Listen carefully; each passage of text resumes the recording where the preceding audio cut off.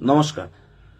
PSC দুর্নীতিমুক্ত মঞ্চের দীর্ঘদিনের লড়াইয়ের ফলে পাবলিক সার্ভিস কমিশন ওয়েস্ট বেঙ্গলের পক্ষ থেকে ফুড এসআই নোটিফিকেশন হয়েছিল। অনেক তালবাহানার পরে গত 16 এবং 17 মার্চ পরীক্ষার ব্যবস্থা ছিল, কিন্তু 6টা শিফটে পরীক্ষা ছিল, 16 তারিখ এবং 17 তারিখ মিলিয়ে 6টা শিফটে পরীক্ষায় ব্যাপক বিশৃঙ্খলা, প্রশ্ন ফাঁস, বারান্দায় বসে ছেলেমেয়েরা পরীক্ষা দিচ্ছে, সেই সব ভিডিও আজকের ওপেন।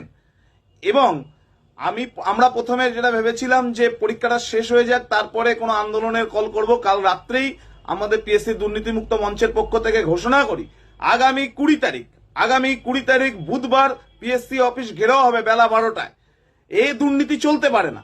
যারা প্রকৃত অর্থে পরীক্ষা দেবে, প্রিপারেশন নিয়ে পরীক্ষা দেবে, তারা পাশ করবে না। আর টাকা দিয়ে কিছু লোকের মাধ্যমে সাদা খাতা জমা দিয়ে যারা চাকরি পাবে, এই জিনিস চলতে পারে না। আমি সমস্ত চাকরি প্রার্থীদের অনুরোধ করব, আগামী 20 তারিখ বেলা 12টায় পিএসসি অফিসের সামনে আসো। এই দুর্নীতির প্রতিবাদ আমাদের করতে হবে, রাস্তার লড়াই করব, যদি প্রয়োজন হয় আদালতের লড়াই করব।